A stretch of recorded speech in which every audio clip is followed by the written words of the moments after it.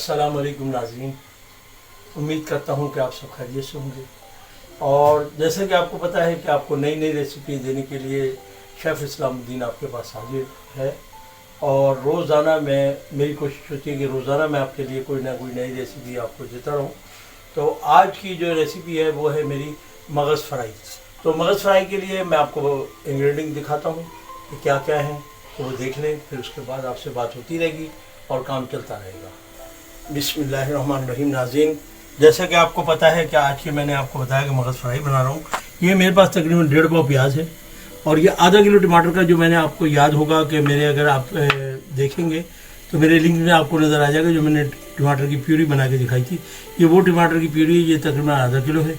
और ये थोड़ा सा धनिया मैंने काट के रखा है जो गार्निश के लिए। ये मेथी है, इसका भी मैं आपको बताता चलूँ कि मगज़ में इसलिए डालते हैं कि थोड़ी बहुत जो मगज़ की बेसान मतलब खुशबू होती है वो आपको नहीं मिलेगी, वो सेट हो जाएगी। और इसी तरह ये 2 चम्मच मेरे पास ये लहसुन अदरक का पेस्ट है, और ये 2 चम्मच मिर्च है पिसी हुई, और 1 चम्मच ज़ीरा है, ये मैं कूट के लगाऊंगा। और ये 1 पाव के करीब ऑयल है, और ये हल्दी है मेरे पास। ये मैं 2 जगह इस्तेमाल करूँगा, एक इसको बॉयल करने में और एक मैं इसको पकाने में। और इसी तरह ये मेरा नमक भी 2 जगह इस्तेमाल होगा, एक इसको बॉयल करने में और थोड़ा इसको उसमें हस्ब जायका डालने के लिए। और ये मेरे पास 2 मगज़ हैं, जो मैंने 2 मगज़ लेके रखे हुए हैं। ये मैं अभी पहले इसको बॉयल करूँगा, तो आपको दिखाता रहूँगा आपको उस तरीके से कि क्या क्या करना है। बहुत सी बहनें हमारी जो हैं वो मगज़ को बॉयल नहीं करती हैं, ऐसे ही डाल देती हैं, वो भी गलत है। और दूसरा ये कि उबालती भी हैं तो उसको सही तरीके से, मतलब ये नहीं पता होता कि इसमें क्या डालना है। पहले इसमें हल्दी डलेगी और नमक डलेगा, उससे क्या होगा कि इसकी जो खुशबू जो मगज़ की जो होती है, जो बहुत से लोगों को पसंद नहीं होती, तो वो इससे निकल जाती है हल्दी से। तो ये है आज के इंग्रेडिएंट्स। अब मैं आपको लेके चलता हूँ पकाने की तरफ, तो आप देखते रहिए। नाज़रीन, जैसे कि आप देख रहे हैं कि ये मैंने पानी बॉयल पे रखा हुआ था ये मगज़ के लिए। तो ये देखें, मैं इसमें पहले हल्दी थोड़ी सी इसमें डालूँगा, ये तकरीबन 1 चम्मच के करीब। और फिर उसके बाद मैं इसमें आधा चम्मच इसमें नमक शामिल कर दूँगा। ये देखें, ये नमक है मेरा, ये भी आधा चम्मच तकरीबन मैंने डाल दिया है ये इसके अंदर। और उसके बाद मैं इस मगज़ को जो है, ये आप जैसे देख रहे हैं कि ये मगज़ है मेरे पास, ये देख, मेरे कैमरा आपको दिखाएगा, ये देखें, ये 1 मगज़ ये डाला है मैंने, और एक ये है जो मैंने धो के पहले ही वॉश करके रखे हुए हैं। अब ये 5-7 मिनट में बॉयल हो जाएंगे, तो उसके बाद फिर मैं आपको इसका आगे का जो भी बनाना है उसके मुताबिक बताता जाऊँगा। बिस्मिल्लाहिर्रहमानिर्रहीम। नाज़रीन, जैसे कि आप देख रहे हैं कि ये मैंने अपने पतीली में, देगची में, ये देखें, ये 1 पाव ऑयल मैंने डाला है तकरीबन। तो अब इसको थोड़ा सा ये गर्म हो जाएगा ऑयल, तो इसमें प्याज ऐड करता हूँ मैं आपको। और थोड़ा प्याज ब्राउन, हल्की, मतलब ब्राउन नहीं करनी है, हल्का सा ब्राउन पे आएगी, जैसे कि मतलब नरम होने पे। तो उसके बाद मैं इसको प्याज के बाद फिर और चीज़ें तकरीबन ऐड करता जाऊँगा। एक तरफ देखें मेरा ये हो रहा है, और दूसरी तरफ अब मेरा कैमरा दिखाएगा कि ये देखें, ये मेरा मगज़ बॉयल हो रहा है। ये मगज़ जैसे ही बॉयल हो जाएगा, मैं उसको निकाल के उसकी जो अंदर की जो निकालना होता है वो आपको बताऊंगा कि किस तरह निकालना है। तो उस तरीके से आप निकाल लीजिएगा इंशाल्लाह। और एक बात और बता दूँ, हमारी देगची भली धुली हुई हो, लेकिन उसको फिर भी एक मरतबा पानी ज़रूर मारा करें। ये नहीं कि धुली हुई रखी थी कोई बात नहीं, ऐसा ना करें, इसको दोबारा ज़रूर पानी मार लिया करें।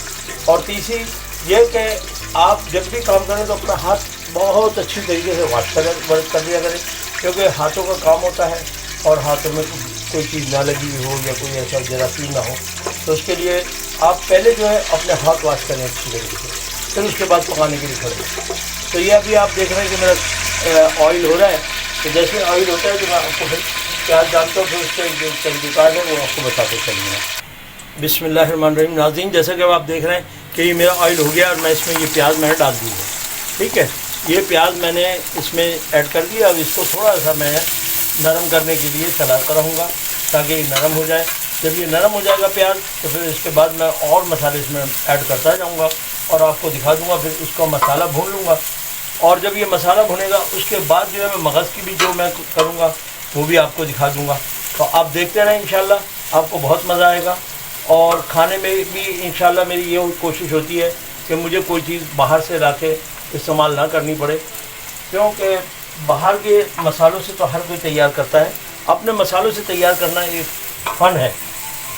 अब आप इस फ़न में माहिर इंशाल्लाह हो जाएंगे, आप ख़ुद भी सब क्योंकि बाहर से पैकेट लाए, वो पैकेट 50 रुपये का आया और 60 रुपये का आया, उसमें आधा किलो बनता है। तो आधा किलो अब आपको चाहिए 1 किलो, तो आप 120 रुपये का बनाएंगे। जबकि ये मसाले मेरा ख्याल है आपके ज़्यादा से ज़्यादा 20 या 25 रुपये के अंदर ये सब मसाले आपको मिल जाएंगे घर के अंदर ही। और तो बेहतर है ना कि हम वो काम करें कि जिसमें हमारा घर का बजट भी आउट ना हो और मज़ेदार चीज़ भी बने। तो इंशाल्लाह आपको बहुत मज़ा आएगा आपको हम मेरी रेसिपियों में। तो आप ये देख रहे हैं कि मैंने आपको बताया कि लोग जो हैं, मतलब मैं ये नहीं कहता किसी की बात कर रहा हूँ, लेकिन यह है कि ज़्यादातर जो मैंने लोग बताते हैं कि जी हमने ये देखें इसमें ये मसाला डाल दिया, ये मसाला डाल दिया। मसाले की ज़रूरत नहीं है। मज़ेदारी है कि जो चीज़ हम इस्तेमाल कर रहे हैं वो सामने आनी चाहिए कि क्या चीज़ हमने इस्तेमाल की और कितनी इस्तेमाल की। तो अब इसी तरीके से मैं इंशाल्लाह टिक्का भी आपको बनाना सिखाऊंगा।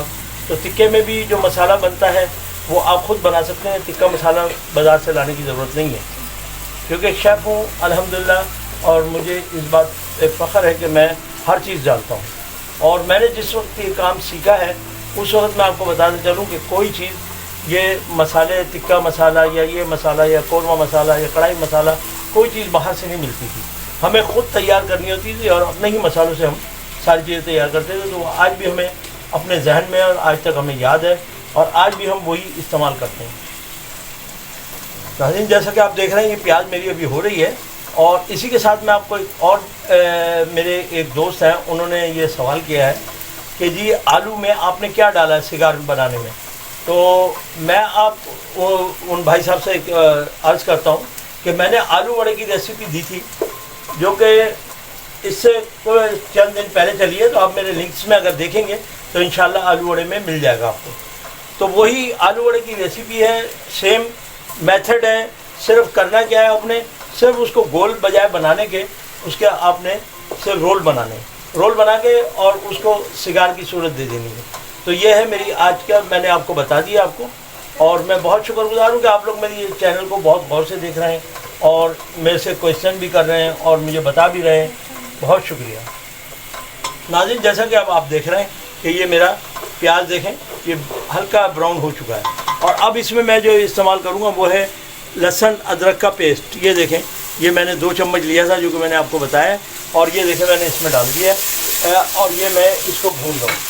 और उसी के साथ अब जो मैं इसमें डालूँगा वो आपको दिखाता चलूँ कि जो मैंने आपको पहले भी बताया कि ये टमाटर का पेस्ट मैंने बना के रखा हुआ है, जो कि मेरे आप अगर देखेंगे तो लिंक्स में आपको मिल जाएगा कि मैंने किस तरीके से बनाया, क्या करा, वो सब रखा हुआ है, उस लिंक में आपको मिल जाएगा। और ये देखें, ये मैंने इसमें टमाटर भी इसमें ऐड कर दिए हैं। ये मैंने डीप फ्रीज़र करे हुए थे, अभी निकाले हैं और निकाल के ये देखें, ये अभी थोड़ी देर में आपको ये देखें ये होता जाएगा, आपको दिखाता जाऊँगा। और ये देखें, ये मैंने इसमें हरी मिर्ची जो मैंने आपको बताई थी कि ये रेड चिली पाउडर है, ये पिसी हुई मिर्ची, ये मैं आपको डाल के दिखा रहा हूँ। ये देखें, ये 2 मगज़ हैं, उसके लिए ये 2 चम्मच इसमें डाले जाएंगे, ठीक है। और आप अगर नहीं तो इसको हल्के जायका भी कर सकते हैं, कोई ज़रूरी नहीं है कि आप 2 ही चम्मच डालेंगी, क्योंकि बहुत से मेरे भाई बहनें ज़्यादा खाते हैं मिर्ची, तो वो ज़्यादा कर सकते हैं, जो कम खाते हैं वो इसको कम कर सकते हैं। और ये देखें कि इसी तरह मैं आपको बता दूं कि नमक भी, ये देखें 1 स्पून और ये तकरीबन 1.5 स्पून मैंने इसमें डाल दिया है, क्योंकि उसमें मैंने मगज़ में भी थोड़ा सा शामिल किया है, इसलिए इसमें थोड़ा सा कम रखा है मैंने। और ये हल्दी मेरी देखें, ये पौना तकरीबन स्पून है, ये मैंने इसमें डाल दी है, क्योंकि ये कलर भी लाएगी और जो मगज़ की बिसान कहते हैं या खुशबू कहते हैं वो इंशाल्लाह इसको ख़त्म कर देगी। तो ये चीज़ें देखें, ये मैंने डाल दी हैं। अब मैं इस मसाले को भून रहा हूँ और इतनी देर में आपको अब मगज़ का भी दिखा दूँ, क्योंकि उसमें भी थोड़ा टाइम लगेगा, क्योंकि मैंने उसको जो है बॉयल पे रखा हुआ है और वो मेरा मगज़ जो है ये मसाला समझ लें भुन गया, सिर्फ 2 मिनट, एक आध मिनट में भुन जाएगा। ये देखें कि ये मगज़ मेरे बॉयल हो चुके हैं, ये देखें दोनों मगज़, ठीक है। अब मैं इसका क्या करूँगा, ये जो ये आपको नज़र आ रहा है, ये इसमें झिल्ली और इसमें जो रगे होती हैं वो मैं इसकी खींच दूँगा, और जब वो निकाल दूँगा तो ये मगज़ को चूरा करके मैं मसाले में मिक्स करूँगा और फ्राई हो जाएगा बस। जी नाज़रीन, जैसे कि आप देख रहे हैं कि ये मसाला मेरा बिल्कुल रेडी है। थोड़ा सा मैंने इसको और ज़रा सा भूनना है, सिर्फ 1 आध मिनट के लिए, वो इसलिए कि ताकि इसमें मगज़ डालूँगा, क्योंकि ये मेरा बिल्कुल रेडी है। और ये देखें, कि ये थोड़ी सी 2-3 हरी मिर्चें मैंने ली हैं, क्योंकि इसमें मैं डाल रहा हूँ। अगर जैसे किसी को कम लगे तो वो इसको निवाले में लेकर खा सकता है। तो ये है, अब देखें कि रेडी होता जा रहा है। और बाकी मैं आप लोगों को बहुत शुक्रगुजार हूँ कि आप लोग जो है मेरे चैनल को देख भी रहे हैं। और आगे मैं आपसे एक और अर्ज़ करता चलूँ कि आप इसको ज़्यादा से ज़्यादा शेयर करें।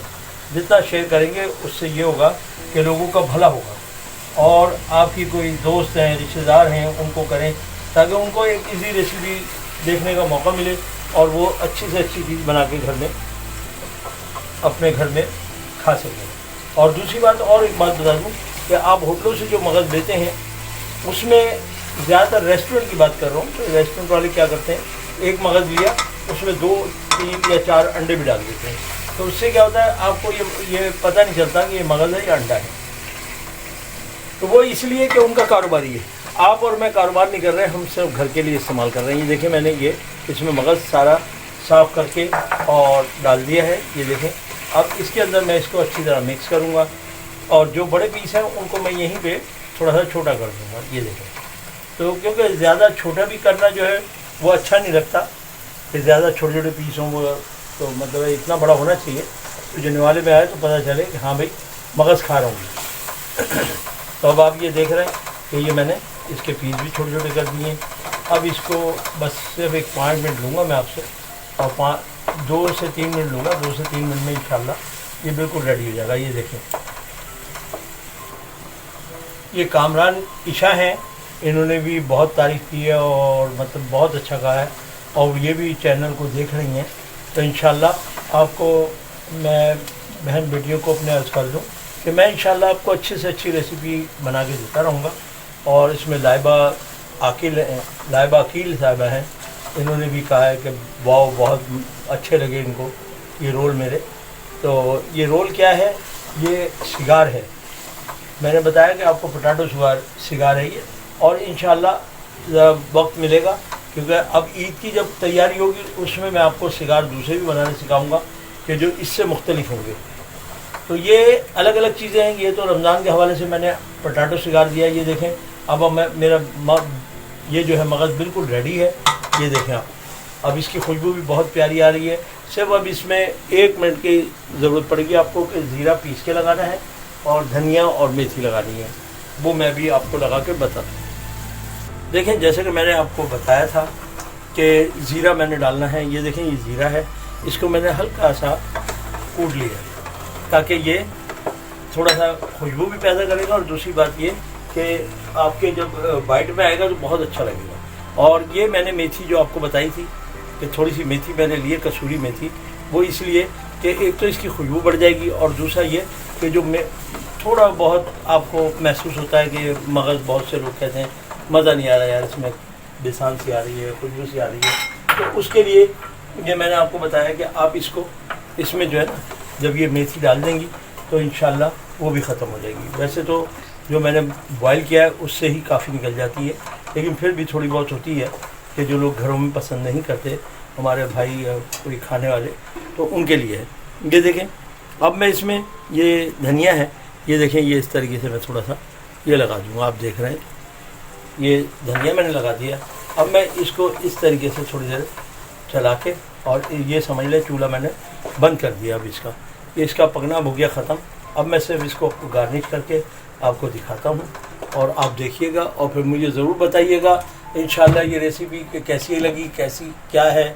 और दूसरी बात ये कि आप पकाएं, और पका के खाने के बाद फिर इंशाल्लाह मुझे दुआओं में भी याद रखें, और मुझे कमेंट्स में ज़रूर बताइएगा कि आपको ये मेरी आज की रेसिपी कैसी लगी। तो अभी मैं आपको सर्व करके दिखा देता हूँ बॉल में, ताकि आपको इजी हो जाए। मैं ये देखें, मेरा मगज़ जो है बिल्कुल रेडी हो चुका है, और मैं अपनी बेटी मुस्फिरा ख़ान जो शेफ़ हैं, जो आज कल मेरे साथ होती हैं और बना रही हैं अपनी रेसिपियों के मुताबिक भी, तो मैं उनसे कहूँगा कि वो चेक करके बताएं कि आज की ये रेसिपी उनको कैसी लगी। अस्सलाम वालेकुम, क्या हाल है आप लोगों के। और मैं अब ये टेस्ट करके बताऊंगी आप लोगों को। बहुत मज़े की बनी है, ज़बरदस्त, माशाल्लाह। और बाबा एक बात कह रहे थे कि लोग बाहर के मसालों से करते हैं, तो अपने मसालों से अगर जब आप बनाएंगे तो वो सारा क्रेडिट आपको मिलेगा, डब्बे के मसाले को नहीं। अगर आपको ये रेसिपी अच्छी लगी हो तो लाइक करें, सब्सक्राइब करें एंड बेल आइकन के बटन को दबाना ना भूलें ताकि आपको लेटेस्ट वीडियो की नोटिफिकेशन मिलती रहे। अब तक के लिए अल्लाह हाफिज़।